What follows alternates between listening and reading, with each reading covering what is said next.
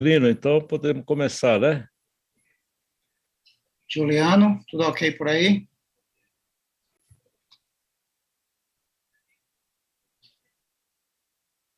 Ok, professor. Podemos dar Ok. início. Então, tá, deixa eu pegar aqui para compartilhar, tá certo? Professor, deixe que ele apresentar.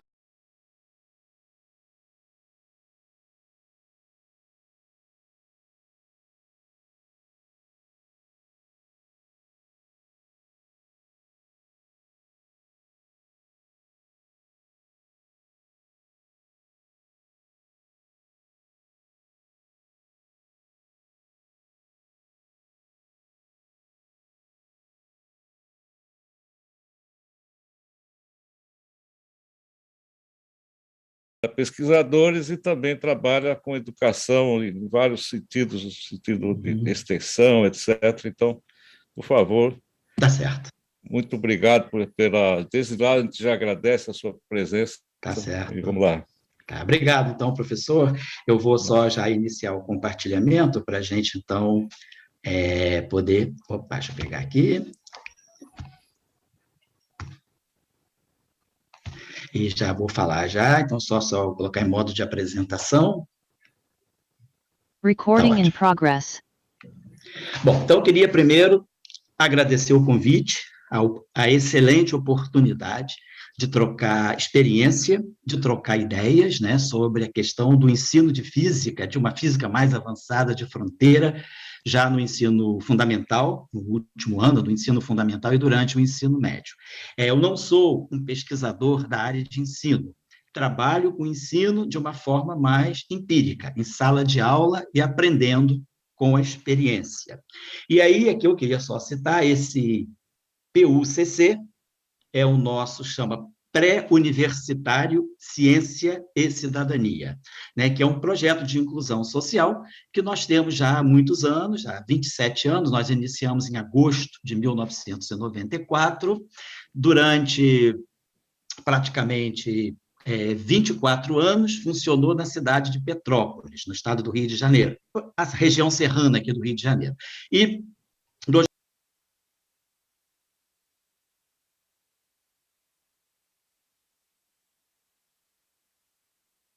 aqui visa digamos assim, a inclusão no sentido de receber estudantes da classe popular, estudantes que sejam jovens e adultos, que tenham algum projeto de vida, de fazer um curso superior.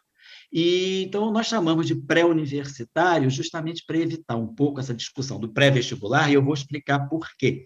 Né? Porque nós não temos um programa propriamente de adestramento, mas é um programa de tentativa de formação de pessoas para o mundo do conhecimento e, se quiser, fazer depois trabalhar no mercado é outra opção, mas a gente visa muito a tentar preparar pessoas para o mundo acadêmico, essa é a ênfase, mas não necessariamente é um recrutamento, né?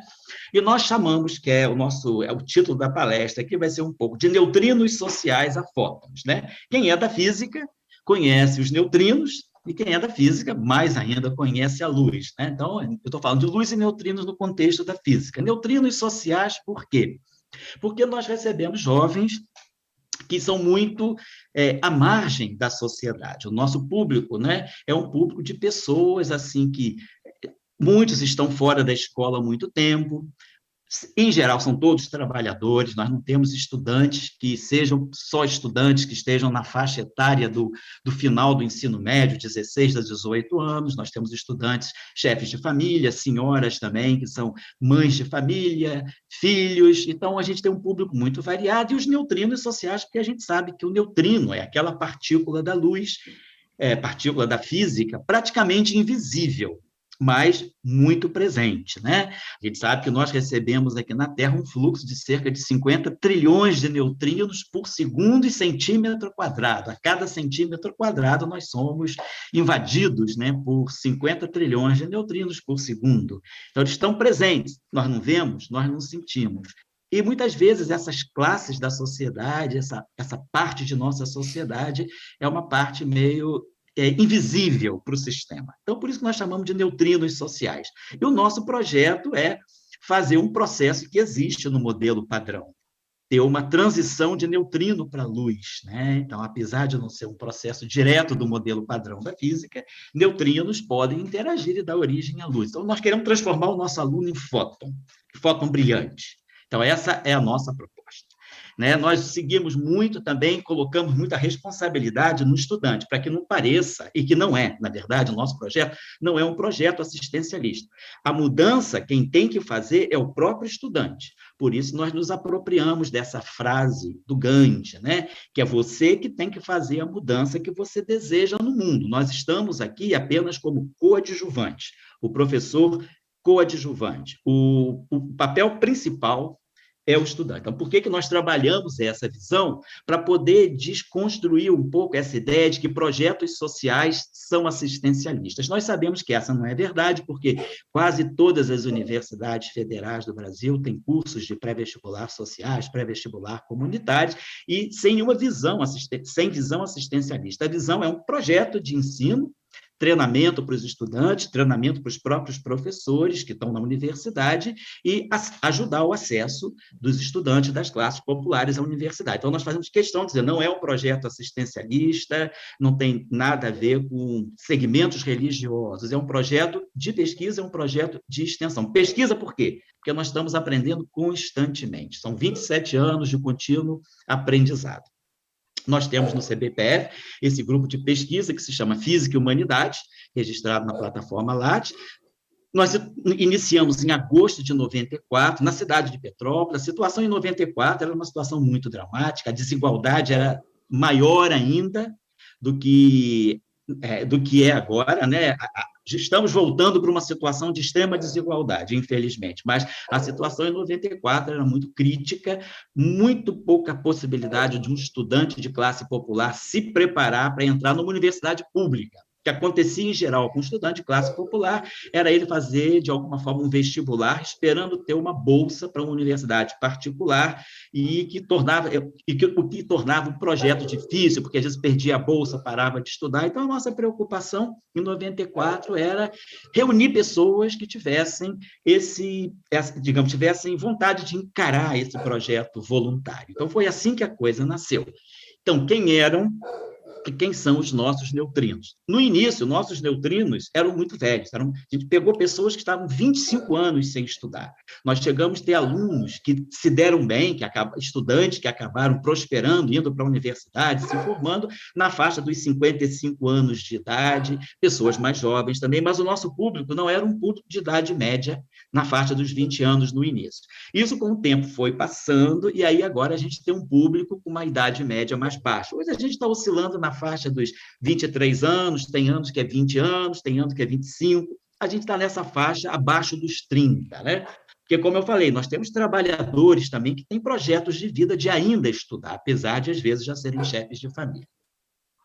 Então, nós trabalhamos no CBPF atualmente, nós iniciamos a chamada para o ano consecutivo, né, em geral no mês de outubro, novembro, vamos recebendo as pessoas, não fazemos nenhuma seleção, assim, nenhuma prova de seleção, até porque a procura não é muito grande, nós conseguimos sempre acomodar um número de estudantes que seja compatível com as nossas possibilidades e com a infraestrutura que o CBPF nos oferece aos fins de semana. Então, nessa jornada de acolhida, nós recebemos os estudantes, depois de inscritos e para iniciar o curso, é o primeiro dia de aula, então os professores se apresentam, nós nos apresentamos o nosso projeto político-pedagógico, explicamos claramente, como está escrito aqui nessa última frase, que nós não preparamos para o Enem. Então, dizer, vocês não vão ter aulas como nos cursos convencionais, de fazer só coisa que cai no Enem. Vamos estudar várias coisas, vamos ter vários tópicos que nós vamos abordar, que são tópicos importantes para a sua formação, até como um cidadão que respeita e que gosta do conhecimento e da ciência, mas não necessariamente aquilo que cai no Enem. Vou explicar mais claramente à medida que a gente for avançando aqui. E nesse dia, que é o primeiro dia, a chegada do nosso estudante, nós falamos, vocês todos têm um sonho, ninguém está aqui à toa. Todo mundo está aqui em busca de alguma coisa. Então, vamos trabalhar esse sonho e nós vamos aqui no nosso curso, na nossa trajetória ao longo desse ano, ajudar vocês, né, serem parceiros de vocês, sermos parceiros de vocês para a construção de um projeto de vida a partir de um sonho que hoje pode parecer irrealizável. Então, a gente pergunta, quem é você hoje? Por que você está aqui? Quais são as perspectivas de vida? E quem você acha que você vai ser em novembro? Essas perguntas são respondidas num texto que eles têm que elaborar. Nesse dia da jornada de acolhida, durante a manhã, nós apresentamos os professores, apresentamos como o curso vai funcionar, e à tarde a gente dá um tempo para eles escreverem um texto, justamente falando isso. Quem sou eu hoje? Qual é a minha história de vida? Se quiser revelar, por escrito pode revelar, mas quem sou eu hoje? Por que eu estou aqui? O que eu estou buscando aqui? O que eu espero a partir daqui? E, no final do curso, quando nós terminamos, nós retornamos a eles esses textos que eles escreveram e que ficaram conosco. E eles vão se identificar ou não depois de 8, 9 meses de aula. Lá para novembro, outubro, novembro. E aí, esse é um grande, assim, vamos dizer assim, um grande impacto que eles mesmos sofrem, porque eles se descobrem, muitas vezes, uma consciência absolutamente diferente da que eles tinham antes. Eles chegaram ali com digamos assim, com uma espécie de um limite superior muito baixo. E eles se encontram agora com muito mais ambição positiva, ambição no sentido bom da coisa.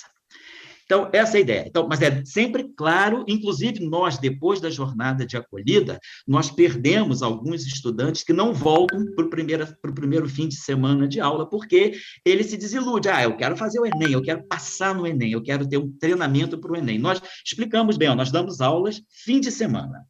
Não temos tempo de cumprir aquele programa extenso do que é o Enem, do que é o vestibular. Então, o que a gente tem é pouco tempo para fazer um trabalho de muita conscientização, trabalhar poucas coisas e bem. Nós vamos trabalhar a conceituação, a compreensão dos fatos e não simplesmente tecnicismo e, vamos dizer, truques para resolver questões. Isso espanta alguns alunos, porque o aluno chega com aquela ideia, é um curso gratuito? Sim. Então, eu espero ter a mesma formação que se vê nos cursos, preparação maciça, aulas, aqueles chamados que eles chamam de aulões simulados. Nós não fazemos nada disso. É um ano de transição. Agora, em contato, a questão é que nós fazemos ver o nosso estudante. Quem é o seu professor? Vamos olhar o currículo Lattes. Então, todos os professores têm seus currículos Lattes, e esses currículos Lattes, os links são dados para os nossos estudantes. Conheça o seu professor de biologia, conheça o seu professor de ciências sociais, conheça o seu professor de filosofia. Sim, nós temos filosofia, vou explicar depois. Conheça o seu professor ou sua professora, né? Sempre no sentido unissex, né? Mas conheça o seu professor de língua portuguesa. Então, vamos pensar, o professor que está aqui é um professor que tem uma vida acadêmica plena, é um mestrando, é um doutorando, ou é um estudante de iniciação científica na graduação, ou já é um professor de universidade, nós temos vários, um professor pesquisador, que está aqui fazendo um trabalho gratuito, né, voluntário, e trabalhando porque acredita na educação. Nós não estamos ganhando nada a partir daqui, pelo contrário, muitos gastam dinheiro para fazer o percurso, eu coloco um pouco essa questão assim, monetária, só para o estudante perceber que, às vezes, certas pessoas aceitam pagar para trabalhar por um ideal. Então, o nosso estudante é o sujeito do processo. Eles não são vamos dizer, o coadjuvante. O coadjuvante é o professor. Então, o que nós tentamos trabalhar? Integrar as áreas do conhecimento. Vou explicar como isso funciona depois. Nós não trabalhamos muitas disciplinas muito compartimentadas. Por exemplo, física e matemática é uma disciplina única. Chama-se física-matemática. A matemática vai sendo trabalhada à medida que a física avança. Vou explicar como depois. Trabalhamos muito com o nosso estudante a conscientização do que seja a ciência. O que é uma teoria científica? O que é uma mecânica newtoniana? O que é uma relatividade, o que é uma teoria da história, o que é uma teoria da dupla hélice do DNA, compreender as grandes teorias da humanidade. A gente faz muito esse trabalho para que o estudante valorize a ciência, valorize que uma teoria não é algo que cai do céu, é um trabalho contínuo de décadas para se chegar à construção daquilo que é uma teoria, né? Tentamos trazer, como é discutido aqui muito nesse workshop, as questões da física de fronteira para a sala de aula. O nosso estudante vai ler artigos científicos, sobretudo artigos da Ciência Hoje, mais divulgação, artigos da Revista Brasileira de Ensino de Física, e artigos, às vezes, também, a gente faz uma tradução, ajuda ele para treinar o inglês, pega um artigo do American Journal of Physics e pede para eles lerem, fazerem um esforço de compreenderem já aquele artigo em inglês, um artigo ligado ao ensino. E também trabalhar uma coisa que é muito senso comum para as nossas comunidades, carentes, sobretudo, que é aquela coisa que fica muito clara que física, matemática, química são muito difíceis, são excludentes, porque eles têm, às vezes, problemas para ter essas aulas, né? Sobretudo no Rio de Janeiro. O problema no Rio de Janeiro é bem dramático para isso. Então, o nosso estudante tem medo de física, tem medo de matemática, ele acha que física é aplicação de fórmula. Então, a gente tenta, ao máximo, diluir a física no discurso das outras disciplinas também, como vou mostrar já já. Então, a gente mostra para eles, vocês estão aqui, muitos de vocês estão aqui, porque vocês já têm um destino social traçado por alguém que nem conhece vocês, que vocês vão ser, no máximo, fazer uma escola técnica, arranjar um emprego com 18 anos, 19 anos, entrar no mercado de trabalho. Porque você... a gente pega os exemplos claros. Porque você, por exemplo, que é filho da diarista, não vai ser um biólogo ou uma bióloga, ou um filósofo? Por que você vai simplesmente fazer um curso técnico para começar a trabalhar com 19 anos? Por que você não pode fazer uma carreira universitária? Você já pensou que tem um destino que te é oferecido e que você é o dono do teu destino? Que é aquilo que eu falei lá no início, você pode fazer a mudança que você quer na tua vida. É difícil? Sim, mas nós estamos aqui para ser parceiros de vocês. Outra coisa que nós fazemos muito é aquela coisa de não ficar só sendo o atravessador de conteúdo. O que nós fazemos, o papel do professor é ele trazer muita reflexão para a sala de aula. É até por isso que muitos professores gostam de estar no trabalho, porque nós aprendemos fazendo isso. Eu aprendi muito, vou explicar como, dando as minhas aulas de física. Já já vai ficar claro por que eu estou falando isso. E outra coisa, perceber que o mundo acadêmico é um mundo pleno. O nosso estudante pensa, eu vou fazer a universidade como ensino do 3º grau. Faço a universidade, ganho meu diploma, vou trabalhar. Ele não sabe as belezas, né? As grandes oportunidades que o mundo acadêmico oferece. Ser um acadêmico, fazer um mestrado. O nosso estudante não sabe que existe uma bolsa de iniciação científica, que ele ganha para fazer pesquisa na graduação. O nosso estudante, a maioria, pensa de uma forma muito como a mídia vendo. Pensa, universidade pública é lugar de rico. Quem vai para a universidade pública é quem fez uma boa escola média, quem fez um bom cursinho preparatório, e esse ganha vaga. E o nosso estudante, ele pensa sempre que ele é assim, aquilo que há de, vamos dizer assim, que está na periferia, realmente. Então, nós colocamos, não, você é capaz de disputar uma vaga com uma pessoa que teve um bom ensino médio. Vai depender de você, claro, e nós estamos aqui para fazer o papel de coadjuvante nesse processo. Então, nós trabalhamos muito isso, porque isso aumenta a autoestima do nosso aluno. Nosso aluno chega com autoestima muito baixa, ele chega sem luz. Por isso que eu digo, ele é o neutrino, e a nossa luta é fazer o neutrino brilhar como um fóton. Então, aqui mais ou menos a ideia, está meio apagada aqui, mas proposta, quer dizer, no fundo é o nosso projeto político pedagógico. Qual é o perfil de nosso estudante? Nós queremos fazer um estudante que trabalhe dentro de uma autonomia cooperativa. Vamos trabalhar em grupo, vamos crescer juntos, em vez de competir um com o outro, não. Nós aqui vamos começar a formar grupos de afinidade, grupos de trabalho, e vamos estudar, vamos fazer tarefas. Então, a gente trabalha muito assim, essa é a questão do estudante. Ele trabalhar a autonomia dele durante a semana, porque ele não tem aula durante a semana, as aulas são os fins de semana, e dentro de uma forma cooperativa.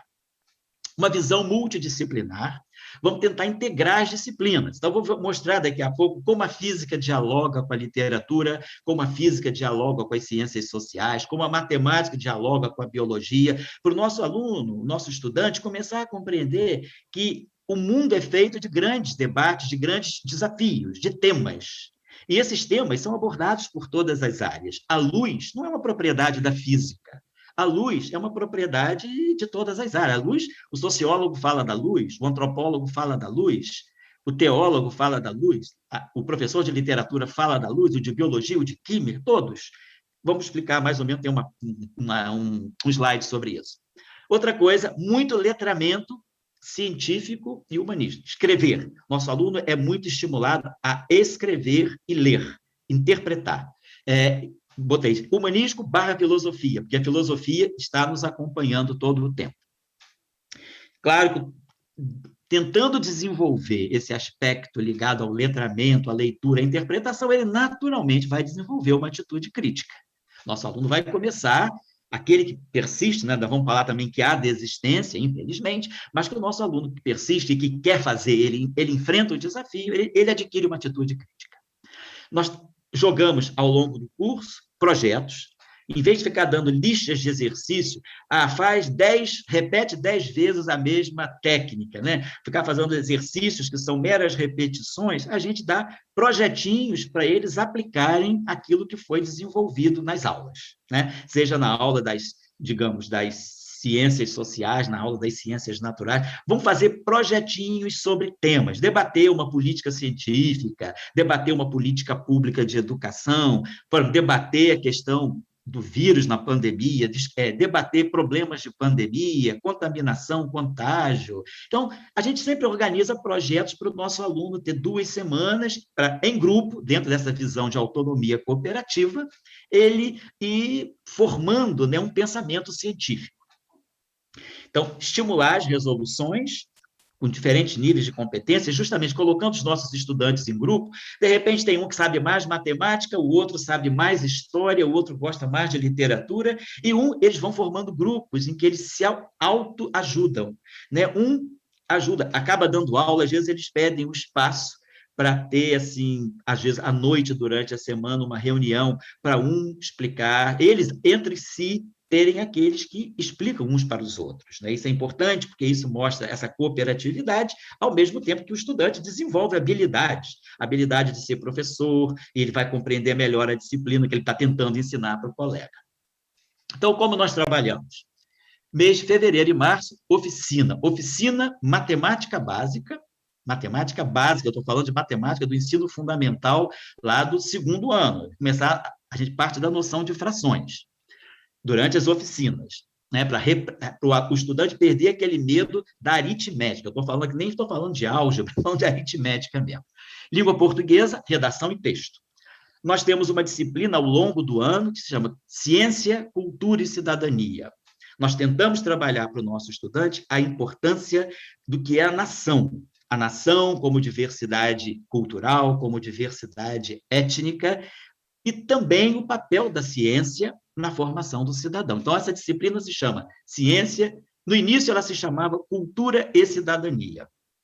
Um tempo depois, né, mais ou menos por volta de 10 anos após o início do curso, em 2004, nós introduzimos a ciência para poder mostrar o papel importante da ciência na formação da cultura de um povo e na formação também da cidadania. Não se tem cidadania sem ter acesso à ciência. Não precisa ser cientista, mas, pelo menos, não ser um negacionista. Hoje, como a gente vê esse grande negacionismo, a gente já se batia contra isso, mesmo que a discussão do negacionismo não fosse tão transparente como é hoje.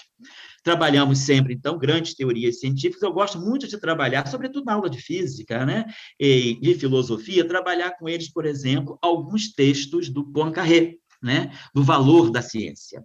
Thomas Kuhn, alguns conceitos ligados à estrutura das revoluções científicas, e o Nuccio Ordine, que é um historiador e filósofo italiano, que tem um livro muito interessante chamado A Utilidade do Inútil, onde ele tenta mostrar como, muitas vezes, aspectos da ciência são percebidos como inúteis, mas, na verdade, acabam posteriormente sendo muito úteis para a humanidade. Então, não só são esses 3 autores. Às vezes a gente traz alguma coisa do Popper também. Quer dizer, a gente já trouxe também texto do Carlo Rovelli sobre a importância da filosofia dentro do conhecimento científico. Então, a gente procura trazer para o nosso aluno o apreço pelo conhecimento, pelo desenvolvimento do saber científico, né?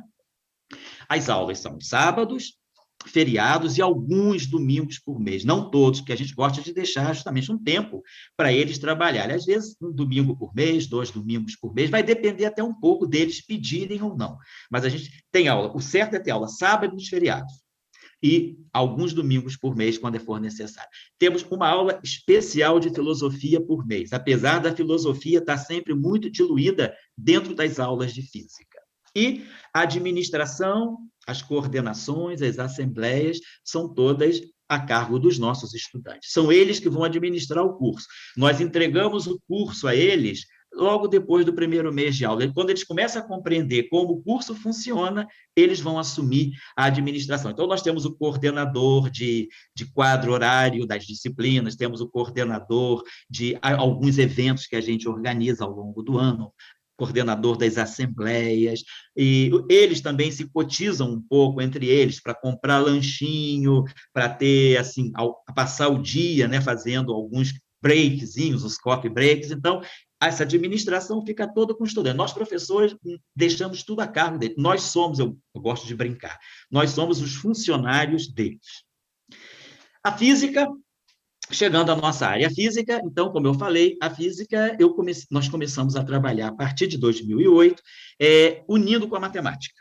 Então, nós temos a nossa disciplina é filosofia natural, onde nós temos aulas de física, matemática e filosofia em si. Física e matemática, a cada 3 aulas de física e matemática, nós temos uma aula de filosofia.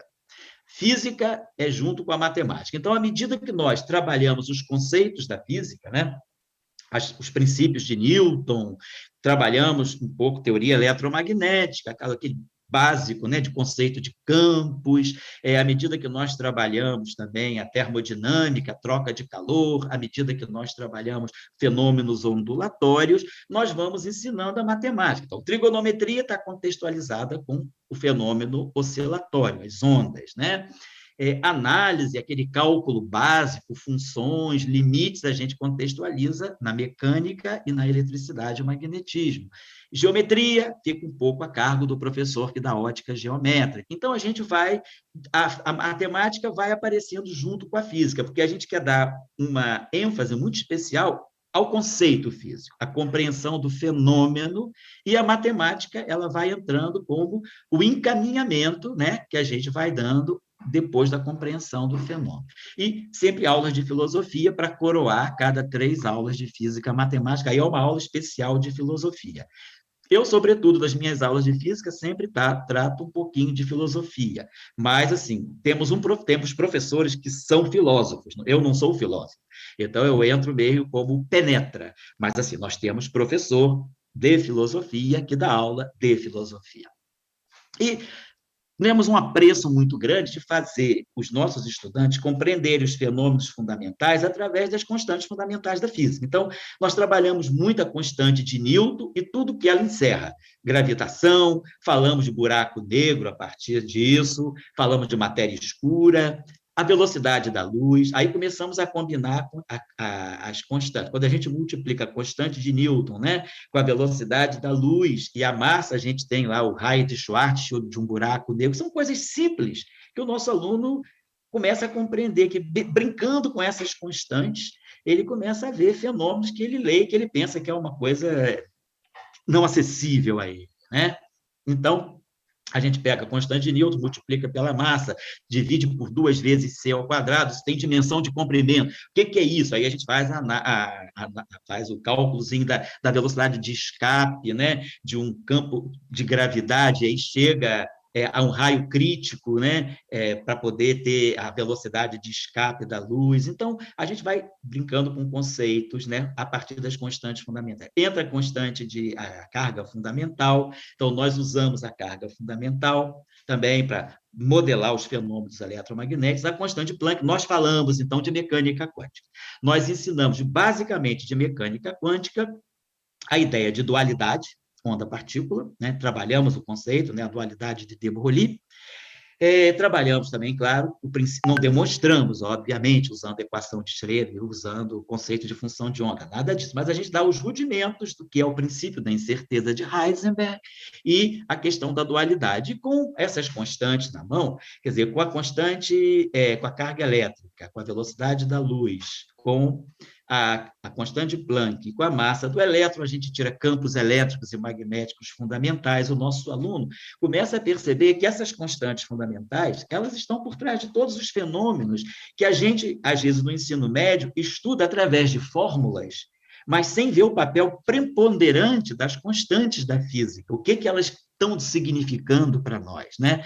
Por que a constante de Newton, sendo 10 a menos 11, se ela fosse 10 a menos 15, ou se ela fosse 10 ao quadrado, como seria o mundo se a gente mexesse nessas constantes? Então, a gente faz um trabalhinho um pouco para o nosso aluno, assim, inclusive isso aqui é muito bom para análise dimensional, para ele manipular dimensões. Aqui também temos a constante de Boltzmann, quando a gente mostra a relação entre temperatura e energia, mostrando para eles a discussão até da entropia. Então, a gente tenta trazer, claro que eu não vou fazer um curso de mecânica e estatística, mas a gente dá as bases para o nosso aluno começar a compreender que a física não são as fórmulas que eles aprendem, às vezes, empurradas, garganta abaixo, no ensino médio. A física, ela tem essas constantes, e mexendo com essas constantes, nós podemos compreender muitos fatos do universo. Então, a física funciona assim: física, matemática, filosofia.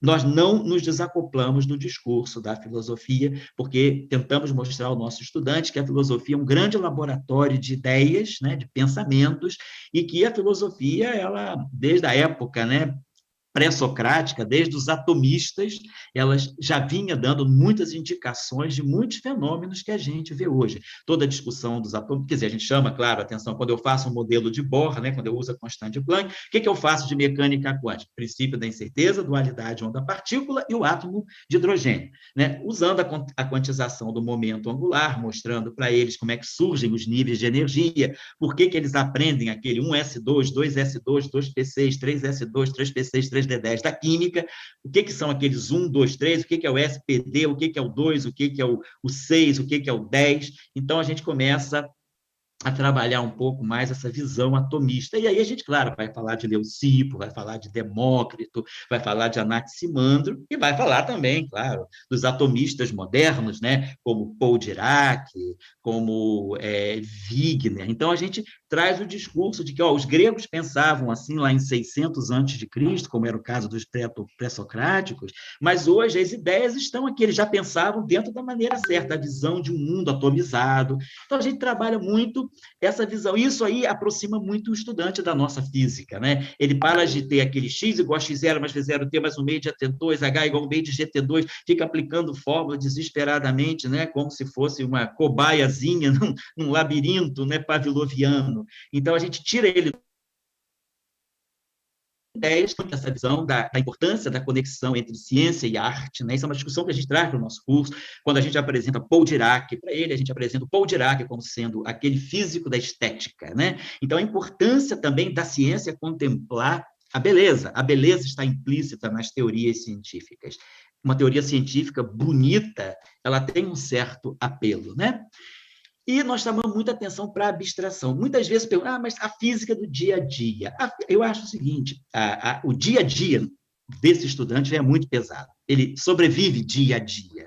Então, o que a gente gosta de trazer para o nosso curso é a abstração. Deixa ele viajar, vamos ajudar o nosso estudante a levantar voo, a sair um pouco desse mundo tão desigual da onde ele vem. Deixa ele ter asas, viajar, né, fazer aquela viagem, né, aquele, entre aspas, aquele baseado científico, né? Vamos discutir o princípio da incerteza. O que é isso na nossa vida? Será que nós podemos conhecer tudo do universo? O que é o princípio da incerteza? Então, a gente trabalha um pouco, tira essa física, como é que funciona o rádio, como é que funciona o celular. Isso aí eu falo, vocês podem procurar isso até na internet, isso aí na internet ensina. Agora, o que a gente quer ensinar a vocês a fazer viagens abstratas, viagens mentais. E isso a internet não ensina. Então, vamos trabalhar isso. Então, quando eu digo menos insight galileu-newtoniano, nós não estamos negando o método científico tradicional. Nós apenas estamos dizendo que, segundo a linha diraciana, às vezes, a abstração nos leva a fronteiras que a nossa observação não contempla, né? Foi assim que Dirac descobriu a antimatéria. Foi assim que Maxwell chegou às ondas eletromagnéticas. Elas só tiveram aplicação quase 40 anos depois com Marconi. Mas entre Maxwell e Marconi passaram-se 3 décadas em que onda eletromagnética era simplesmente uma abstração matemática, né? Mas não se tinha, até que Hertz, no laboratório, demonstra a validade da teoria de Maxwell, né? As ondas, a luz como onda eletromagnética, e Marconi, 20 anos depois, lança o primeiro telégrafo sem fio. Então, a gente começa a perceber que o nosso aluno também gosta de perceber que a física é abstrata, né? Não é só a aplicação da fórmula. A fórmula disso está resultando. Não, a fórmula é objeto de manipulação. Quem cria a fórmula é um pensador, é um cientista, um físico, ou um químico, ou um matemático, mas essa fórmula ela também vem já embebida de alguma percepção de mundo que essa pessoa tem. Então, a gente tenta trabalhar muito esse aspecto, né, da construção da ciência, até para valorizar o processo científico. Aqui, já não vou demorar muito, que a gente tem um tempo de 1 hora para terminar, eu estou colocando temas que são temas discutidos por todas as disciplinas. Então, o tempo. O que é o tempo do físico? O que é o tempo do historiador? O que é o tempo para o filósofo, para o biólogo, e assim vai. Concepção de espaço. Por que essa concepção é tão importante? O que é o espaço para o físico? O que é o espaço para o químico? Né? O que é o espaço para o engenheiro? E assim vai. Energia e matéria. Discutimos esses temas também. Simetria e diversidade. Nós sempre eu me bato muito para trabalhar com os nossos estudantes a ideia de um universo simétrico. Qual é a importância da simetria, né? A relação entre simetria e geometria e a compreensão das diversidades como sendo pequenas ou grandes violações de simetrias que nós temos. A luz também não é uma propriedade de uma única disciplina. Então, esses temas que eu estou colocando aqui, eu não vou ficar falando todos, são temas que permitem o que a gente chama de multidisciplinaridade. Que a gente chama, não, o que é a multidisciplinaridade? É abordar um tema do ponto de vista das diferentes disciplinas. Por exemplo, a mais-valia. Como um físico vai perceber a mais-valia? A mais-valia, como ela é vista por um físico experimental, que gera física aplicada? E como ela é vista por um físico teórico? Né? Como um físico teórico, ao debater, por exemplo, a formação da matéria no universo, a formação do núcleo atômico através da aglutinação de quarks e gluons. Aonde está a mais-valia no bóson de Higgs? Será que o bóson de Higgs ele pratica mais-valia? A natureza, o quanto a natureza é ou não praticante da mais-valia? Então, isso é uma discussão que um professor de física ele pode se preparar para ela. Realidade e natureza, não é uma questão da literatura, é uma questão da física também. A física se debate entre a natureza e a realidade.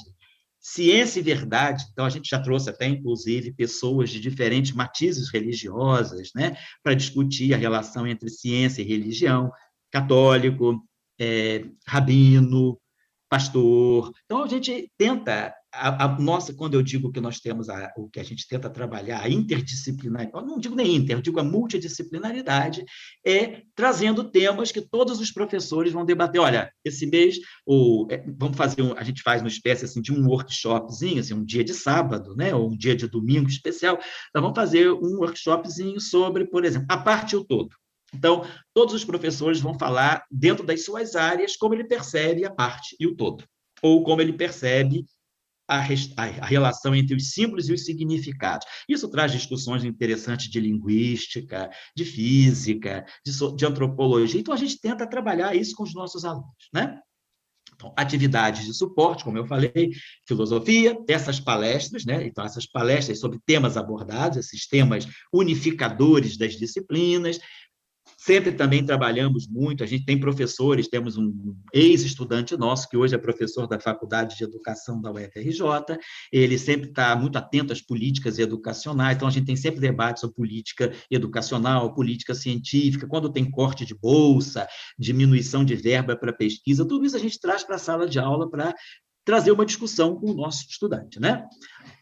A gente também traz os anos temáticos, né? o que a ciência pensava sempre há 100 anos atrás. Então, esse ano, o que a ciência estava pensando em 2021? O que a ciência estava pensando em 1921, em 1920? O ano que vem nós temos os 100 anos da Semana de Arte Moderna. Vamos aproveitar ao máximo isso. O que foi a Semana de Arte Moderna em 1922? Esse ano, quem foi Paulo Freire? Paulo Freire nasceu em 1921. Dia 19 de setembro, nós vamos ter os 100 anos de Paulo Freire. Trabalhamos Paulo Freire. Qual é o papel de Paulo Freire na educação? A sua visão de mundo para a educação. Temos também, às vezes projetamos alguns filmes para fazer um debate, que a gente chama de cineclube com debate, né? E os estudantes se organizam também em grupos de estudo solidário, como eu falei, grupos de estudo em que uns ajudam os outros, e projetos administrativos. Eles que vão, depois de um mês, 2 meses de aula, eles que tomam a direção do curso. Nosso professor, então, ele não é um atravessador, ele é um professor, ele é aquele que vai buscar métodos próprios. Nós não temos um método estabelecido, cada professor pode atuar com independência dentro da sua disciplina. Então, nós temos professores de física, temos professores de língua portuguesa, literatura, professores de história. Por história está associada com sociologia. História e sociologia são uma disciplina única para se compreender o papel, né, da sociologia histórica. Então, aí os professores, eles que decidem os métodos dele. Não pode ser o método que o professor de física usa, nem que o professor de biologia vai usar. Então, os grupos, né, as equipes se formam. Nós temos uma média sempre de 25 professores no total das disciplinas. Então, às vezes, física tem 4 professores, biologia tem 3, 2, a gente tem uma aula de estatística também, dentro da aula de física, de vez em quando a gente coloca algumas coisas sobre estatística, temos um professor que é físico, mas é estatístico, ele trabalha no IBGE, então ele dá algumas aulas também, já gera material para os nossos estudantes compreenderem um pouco, né, a discussão da estatística. Então, nós trabalhamos um pouco, a visão do professor. Nós aprendemos muito. Eu estou dizendo aqui, eu aprendi muito quando eu tive que dar essa aula sobre a mais-valia, na física. Aonde é que eu fui buscar, na física, inspiração para mostrar para os estudantes que esse debate é um debate legítimo dentro da física. Não é preciso só estudar marxismo, ou a mais-valia não está só na questão da história, né, da dialética, né, capital-trabalho. A mais-valia, a natureza, ela pensa na mais-valia. Nós que, às vezes, não sabemos ler isso na natureza. Então, é um pouco essa, por isso que eu digo que nós aprendemos. Isso aqui é outra coisa. Bom, evasão. Temos evasão após a jornada de abertura, quando a gente diz que nós não vamos ter um cursinho de pré-vestibular igualzinho a careta, né? Que não tem condição de dar aula sábado e domingo, às vezes, feriado, e ter um curso de pré-vestibular igual ao curso de pré-vestibular do centro. Então, a nossa formação é uma formação de periferia. Nós somos periferia, mas nós somos uma periferia que tem dignidade. Professores altamente qualificados, eles podem conhecer o currículo dos professores, ver lá, esse meu professor está fazendo doutorado em antropologia, essa minha professora está fazendo doutorado em teoria literária, esse professor faz doutorado em geografia. Então, ele saber o papel, né, do currículo do professor, é isso que dá a estrutura da escola, é o currículo do professor e o projeto político-pedagógico. Mas a gente tem evasão também por questões de história de vida, trabalho, às vezes a família precisa daquela pessoa trabalhando, aparecem trabalhos de fim de semana, uma graninha extra, então a gente sofre o processo da evasão. Não é que quem começa, termina, infelizmente, muita gente fica no meio do caminho, acaba voltando no ano seguinte. A gente tem estudantes que já passaram por nós 4 vezes e acabaram entrando na universidade, na UERJ, na UFRJ, porque a gente sempre prepara com a perspectiva de universidade pública. Com Bolsa Família, claro que a evasão diminuiu bem a partir de 2009. Até 2009, a gente tinha uma evasão maior. O Bolsa Família ajudou muito, porque o estudante tem tempo de, às vezes, abrir mão de um trabalhinho de fim de semana para estudar. Nossos egressos, né? Nós temos egressos, inclusive em partes do mundo. Nós temos ex-costureira, que é bióloga na Alemanha. Temos ex-balconista que trabalha com ciência da computação nos Estados Unidos. Então, a gente também traz esses exemplos para quem está chegando, para eles verem que a utopia tem chance de você... às vezes, inclusive, muitos dos nossos... Não muitos, né? Já foi mais. Mas, atualmente, alguns de nossos professores são egressos do nosso curso. Então, quando eles dão aula e passam para o estudante a sua experiência de vida a partir do TUCC, né, do Pré-Universitário Ciência e Cidadania, isso dá muito gás para o nosso menino que está chegando. Então, nossos egressos são esses. Nós temos muitos egressos fazendo iniciação científica, universidade, mestrado, doutorado. Temos uma moça que faz doutorado em música na Índia, né? Música oriental. Era uma moça simples, que trabalhava também num salão de beleza. Então, nós temos também ex-moças de salão de beleza que hoje são psicólogas, né? Ex-costureiras que se tornaram educadoras, né? Psicopedagogas. Então, as pessoas querem estudar. E muitas vezes a escola faz com que elas desanimem, e a própria família. Nós entendemos que a família é um grande problema. A família, às vezes, se torna quase que um inimigo, achando que é isso, você, carente, não tem dinheiro para nada, você vai entrar numa universidade pública como? Então, a gente tem também projetos que a gente fez ao longo do curso para trazer a família para a escola, para o curso, e a família perceber que aquilo tem uma saída, que aquilo ali tem começo, meio e fim. Inclusive, com isso, essa história, às vezes eu falo em várias situações que eu me apresento, é que em uma família nós tínhamos, veio uma filha, a filha no ano seguinte encaminhou a irmã, a outra irmã encaminhou o irmão, e o irmão encaminhou a mãe. Ou seja, mãe e 3 filhos acabaram entrando na UFRJ. Inclusive a mãe, fazendo língua portuguesa na UFRJ, uma filha fez educação física, a outra eu não me lembro muito bem, e o menino engenharia química. Então, a família acaba percebendo que, sim, é possível estudar, sim, é possível entrar numa universidade pública, sim, eu tenho que trabalhar para isso, sim, quem vai fazer isso sou eu, não é o professor. Então, está aqui, nosso movimento é extremamente político, no sentido de que educação é política, mas apartidário. Cada um tem seu partido, cada um tem sua religião, a discussão aparece de partido, mas isso não faz parte do curso. Isso aí é uma liberdade do cidadão que está assistindo o nosso curso e liberdade do professor. Mas o nosso movimento, a gente sempre coloca para eles. Educação é política, é a polis, né? É aquilo que organiza a sociedade, que organiza a cidadania.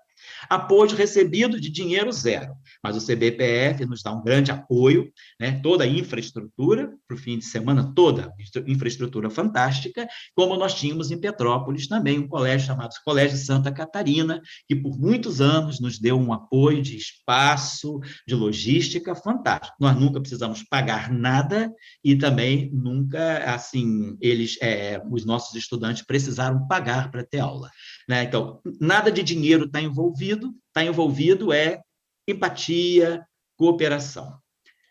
A pergunta que a gente faz aos nossos alunos é: se não houvesse vestibular e Enem, você estaria aqui? Essa é uma pergunta que a gente gosta de lançar como desafio. Você está aqui por quê? Você chegou aqui por causa do Enem e do vestibular, mas se não existisse isso, você gosta das coisas como elas são? Você gosta dessa escola? Né? Que escola que nós estamos buscando todos juntos?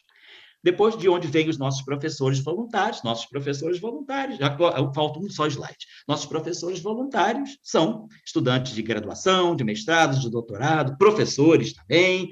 Tínhamos, né, agora aqui no Rio não estamos tendo, mas em Petrópolis nós tínhamos um engenheiro, né, um excelente professor, Eduardo, dava aula de matemática, um excelente engenheiro, né, de uma família, assim, ele sempre dizia, ele era a 5ª geração de engenheiro, e que como cidadão, como engenheiro, ele prestou esse serviço voluntário conosco por uns 8 anos, ele só não pôde vir para o Rio, né, quando nós trouxemos o trabalho para o CBPF, porque o trabalho já era um projeto de extensão do CBPF, só que era feito na cidade de Petrópolis, porque como eu morava em Petrópolis, né, nesses anos em que o curso funcionou lá, e o trabalho era de fim de semana, eu organizei tudo em Petrópolis, mas depois, com o tempo, nós viemos para o Rio e esse professor não pôde vir, mas a gente tem, assim, professores, às vezes, consultores, já tivemos pessoas que são consultores da área jurídica, consultores da área de gestão, que participaram do nosso curso como professores também, né?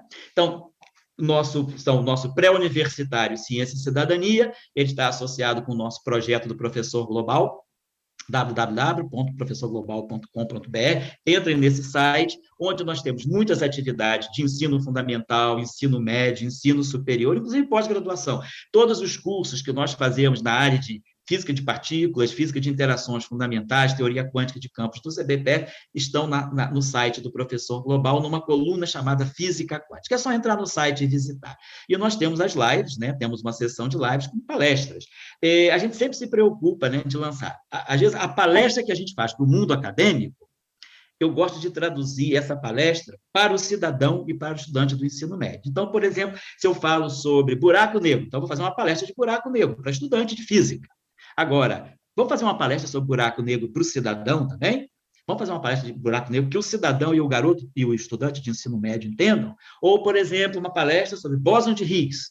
Tá, bóson de Higgs para o estudante de graduação. Então, a gente faz uma coisa um pouco mais técnica, com as referências. Agora, vamos mostrar para o cidadão o que é o bóson de Higgs. Então, a gente tem essa preocupação também de, às vezes, traduzir na linguagem divulgativa para o cidadão uma palestra que tem a sua versão acadêmica. Então, esse é o nosso projeto.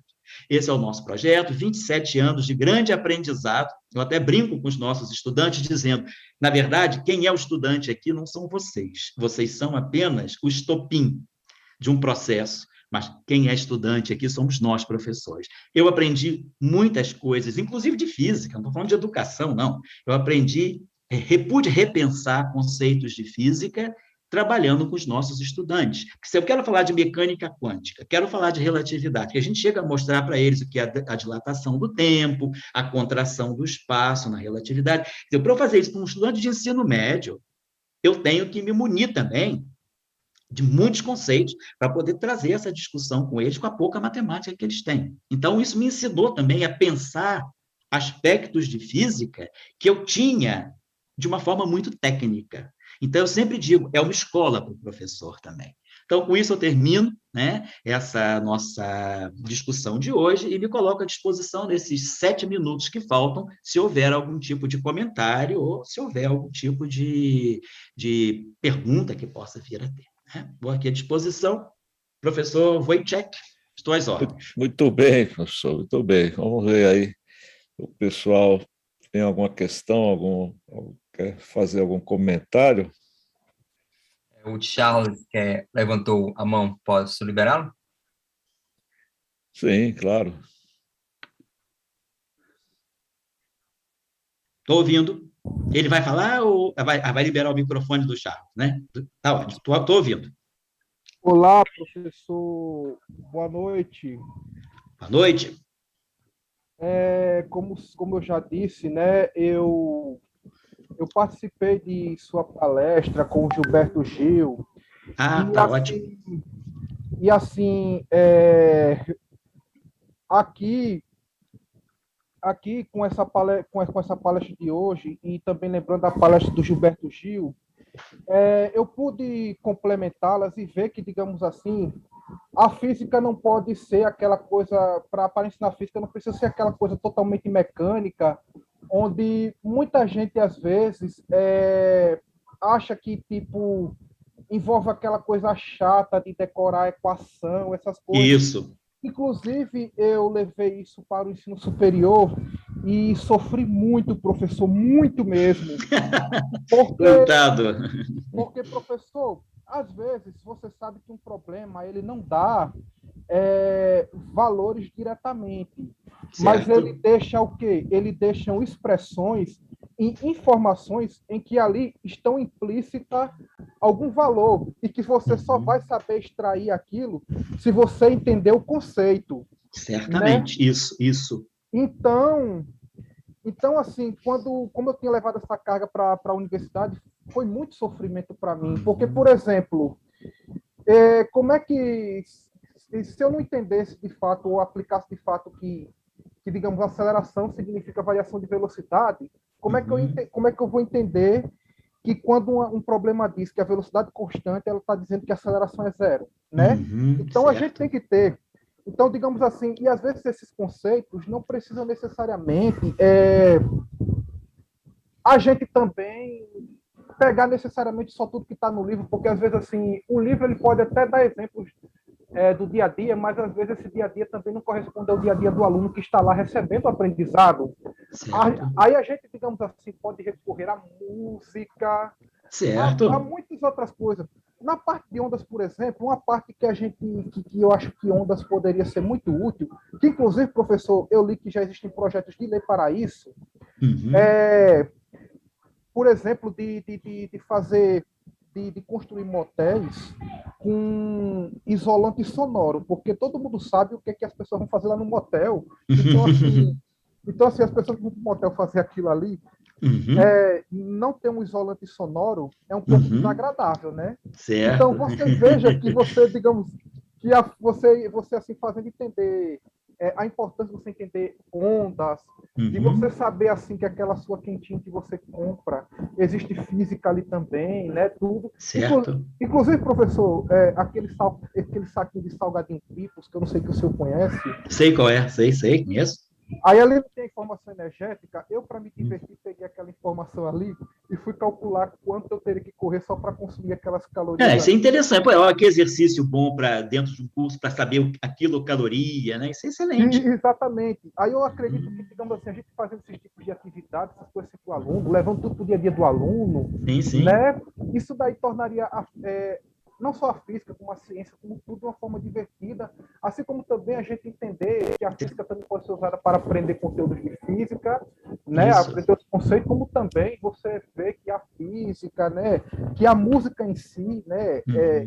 Envolve conceitos de ondas, essas coisas assim, Certo. que tem física por trás, porque, digamos assim, às vezes eu tenho medo de estar ficando doido, porque agora, assim, quando eu, nesse curso de física licenciatura, em que, digamos assim, eu entendi conceito e aprendi a ver, eu vejo física em quase tudo. Entendi. Isso aí faz parte, mas daqui a pouco você vai ver que isso é uma fase, você está muito envolvido, mas você vai ver física a vida inteira, assim. Você não vai sair, você vai sair desse estágio para outro estágio, daqui a pouco você vai começar a pensar em conceitos mais abstratos, mas é assim mesmo. Acho que você está num caminho bom, cara, é questionar e você próprio, como você falou, se propor o problema. Eu acho que isso é uma coisa, eu estou vendo aqui uma pergunta, qual a avaliação sobre o novo ensino médio? Eu acho que uma coisa que a gente peca aqui no ensino médio, e até no ensino superior, é a pouca autonomia que a gente dá ao nosso estudante dele se propor os próprios problemas. Nós damos os problemas, formulamos as pegadinhas e esperamos respostas. Agora, a melhor proposta de exercício é pedir para o estudante, para ele mesmo, propor um problema. Então, como a gente aprende quando a gente quer formular um problema novo? Então, acho que isso que você está fazendo, Charles, é uma discussão interessante. É assim, você vê lá as quilocalorias no pacote do teu biscoito e você vai ver quanto que você tem que correr. Você pode ver, por exemplo, quantos daqueles biscoitos, a energia daqueles biscoitos, né? Quanto estaria contido numa explosão de uma bomba atômica de Hiroshima. A energia da bomba atômica de Hiroshima corresponderia a quantos trilhões das quilocalorias de um biscoito. Então, são coisas que você mesmo está fazendo. O caminho é esse. Agora, a escola, às vezes, não prestigia esse caminho. Ela quer o estudante menos autônomo e mais, vamos dizer assim, realizador de tarefas propostas, quando ele pode também se propor, se autopropor a tarefa. Aí, professor, sabe, tanto que essa semana, enquanto eu estava numa dinâmica, só não lembro quem era com as pessoas, que a professora falou, uma dinâmica que eu estava até querendo assim propor quando eu estivesse lá na minha docência ao ensino médio, ensinando algum conceito de energia, era tipo assim, pedir para que cada aluno na escola trouxesse uma embalagem de algum alimento industrializado, alguma coisa, e lesse o valor energético na sala de aula, e assim, ótimo, eles assim tentarem entender quanto de energia aquilo, enfim, nisso aí introduzir o conceito de energia, exato, enfim, levar isso aí para o dia a dia, para entender. É isso aí. Exatamente. O aluno brincar com um conceito. Quando ele brinca com um conceito, quando ele faz uma brincadeira em cima do conceito, ou quando ele cria uma metáfora em cima de um conceito, ele aprendeu. Exatamente, né? E, professor, foi muito boa a sua palestra. Obrigado a você aí. Gostei dessas palestras, estou amando esse workshop, porque, assim... Tá ótimo, tá muito bom, sim. realmente tá me acrescentando em muita coisa sobre o meu ensino, inclusive que eu vou ser professor, né? E eu até preciso sair porque já começa a minha aula, mas... Tá ótimo. Então é isso. Parabéns a você. Continua nessa trajetória de querer compreender e de querer mudar as coisas dessa forma. Parabéns aí. Obrigado pela tua intervenção aqui na palestra. Professor, é muito interessante, eu imagino, né? Deve ser muito gostoso trabalhar nesse projeto. Sim, sim. Eu queria perguntar o seguinte: até que ponto ele é reprodutível? Quer dizer, dá para fazer isso? Como é que você Professor, imagina? dá sim, olha em só. qualquer lugar e tal? Dá para fazer. Olha, o que não falta é estudante universitário doido para participar e para mudar o Brasil. Isso a adesão é muito grande. Às vezes a gente tem problema até porque tem muita oferta de pessoas querendo trabalhar e o curso não comporta. A gente fica até com pena. Mas eu acho que é muito importante. É fácil, professor, é só assim. A gente tem... Agora, o problema é o seguinte, a gente tem que assumir uma postura. Olha, vocês estão aqui. É um curso em que nós vamos trabalhar com vocês uma transição de fase na vida de vocês. Essa transição de fase não significa necessariamente colocar vocês no Enem, quer dizer, preparar para o Enem, e nem nós estamos aqui depois querendo dizer quantos passaram no Enem, quantos não passaram, passou em segundo lugar, em quinto lugar. Nós não estamos buscando essa parte comercial. A transição que a gente quer é essa transição qualitativa. Às vezes a pessoa chega com uma proposta. Eu já tive casos, exemplo, de pessoas que entraram querendo ser advogados, acabaram estudando matemática. Então, o que a gente quer é que esse curso, né, ele funcione um pouco como sendo uma autorreflexão. Quer dizer, o coadjuvante é o professor, o protagonista é o estudante. Então, eu acho que é sempre possível fazer isso. Agora, pede apenas que o professor ele também saia um pouco do script, né? O que é bom é isso, porque eu estou nisso há 27 anos. Se eu tivesse 27 anos falando sobre plano inclinado, rodando e coeficiente de atrito, eu já estava fora há muito tempo. Eu só não estou fora porque a gente muda. Um ano a gente fala de buraco negro, depois fala de bóson de Higgs, depois fala de supercondutores, depois fala de isolante topológico, de ondas gravitacionais. Vai misturando. Quando você vai dar uma aula sobre ondas, a onda na cordinha, a onda no lago, por que você não vai falar de ondas gravitacionais? Por que não? Onda eletromagnética a gente até fala, mas e onda gravitacional? Por que não? Por que você não vai falar de neutrino? Então, eu acho que o professor, ele, digamos assim, é difícil, né, professor? Às vezes a gente convencer as pessoas de que esse é um caminho, né, que leva a alguma coisa. Mas a minha experiência nesses 27 anos tem sido isso. Os professores ficam extremamente satisfeitos de participar, porque se aprende com isso, e os nossos estudantes, como o Charlie falou agora, começam a ver a física de uma outra maneira. Eles veem que a física comunica com a matemática, que comunica com a biologia, que comunica com a sociologia, né? Toda a discussão das revoluções científicas, né? Quer dizer, são revoluções sociais, feitas muitas vezes a partir da física, da química, né? Então, assim, eu acho que é reprodutível. Agora, dentro de uma percepção que não é aquela percepção comercial e simplesmente uma concepção assim de pré-vestibular como sendo adestramento. A gente sai do aspecto do adestramento e passa para o aspecto do pensamento, da autonomia científica. Eu acho que essa é a proposta. Muito bem. Olha, parece que tem o Rodrigo que está querendo falar. Alguém tem que abrir o microfone dele. Então, estou vendo aqui, tem um Rodrigo de mão levantada. Mas exatamente. Eu não consigo abrir nada aqui. Acho que é o Valdelino. Já está falando. Pronto, já pode falar, Rodrigo. Estamos ouvindo, Rodrigo, estamos te ouvindo.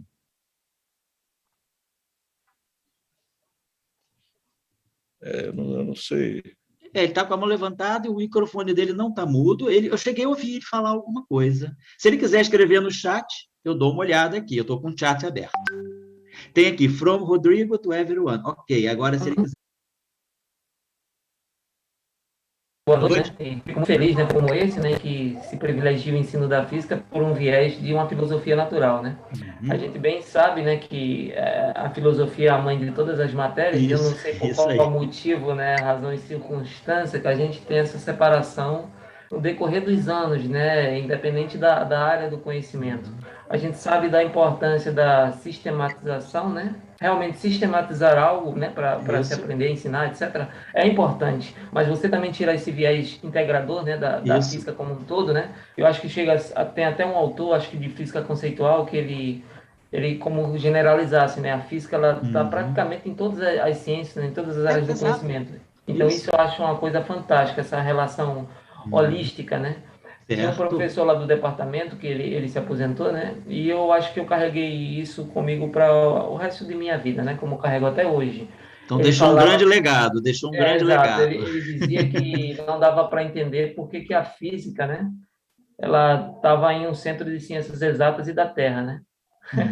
Não dava para entender, né? Porque, na verdade, ela é uma filosofia, né? Agora, claro que ela se utiliza da matemática como uma linguagem, né? Para expressar os Sim. fenômenos, Isso. mas ela não deixa em si de ser uma filosofia. Então, Isso, por esse exato. viés aí, esse trabalho ele é fantástico, porque ele tem um Exato, papel então, integrador Isso. e a gente realmente percebe esse poder, né, que Exato. a filosofia natural, no caso... Exato. And all the information you want related lhe parabenizo. Rodrigo, Pode falar. te interrompendo um segundinho, que eu estou vendo aqui um chat da Ana Carolina dizendo o seguinte, reforçando pela minha pequena experiência, né, que não deve ser tão pequena assim, a modéstia, quando meus alunos se envolvem em elaboração de projetos, Olimpíadas e concursos educacionais, é muito bonito. Este ano unimos física, língua portuguesa e biologia. Isso é fantástico. Eu já fiz essa experiência, justamente, física, língua portuguesa e biologia, lá em Petrópolis. Física ficava eu, língua portuguesa, uma professora cujo marido era o professor de biologia. O casal, Adriana e Alexandre. Foi uma experiência sensacional. Então, é isso que você também está falando, Rodrigo. Isso é filosofia natural. É unir, né? Tudo é conhecimento, tudo é sistematização, tudo é metodologia. Tá? Eu agradeço, Rodrigo, o seu comentário. Como eu estou lendo também, agradeço o comentário da Ana Carolina. Sim. E só para finalizar aqui, eu também agradeço lá pelas aulas, né, no YouTube. Eu acompanho o senhor. Legal. Tem um irmão aqui que mora aqui, né, da igreja, que acho que é o Bernardino. Não sei se o senhor conhece.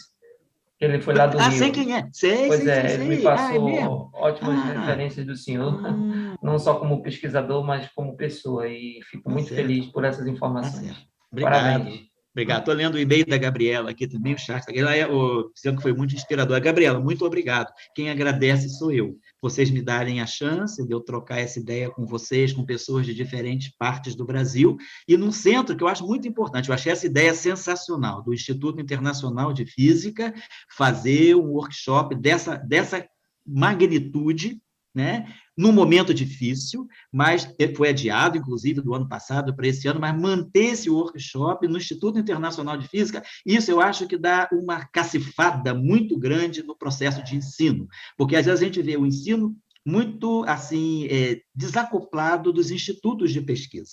Então, nós temos um instituto de pesquisa, como é esse de Natal, que é fantástico, né? Um instituto internacionalmente, onde tem prêmios Nobel passando por aí constantemente, e a gente vê uma discussão entre ensino de física, no ensino fundamental, no ensino médio, envolvendo pessoas do Brasil, professores e estudantes do Brasil, acho isso aí fantástico. Então, eu queria agradecer a Gabriela, ao Amadeu, né, a Bia Pessoa e ao próprio Steven, que eu não sei se é professor ou se é o organizador, mas o Steven também, que sempre mandou os e-mails, e agradecer agora o Wojciech, que eu conheci na apresentação da minha palestra. Pois é uma experiência excelente, eu tenho certeza que essa experiência vai ficar, porque foi um grande, vamos dizer assim, um gol de placa do International Institute of Physics. Parabéns a todos e eu agradeço a participação.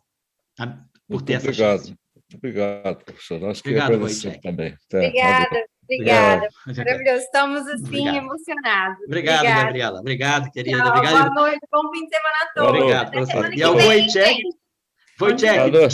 dziękuję. Ele é polonês, está saindo. Dziękuję, dobranoc. Dobranoc. Dobranoc. Um abraço, pessoal. Um abraço, Gabriela. Um abraço a todos. Tchau, tchau. Tchau, tchau, tchau.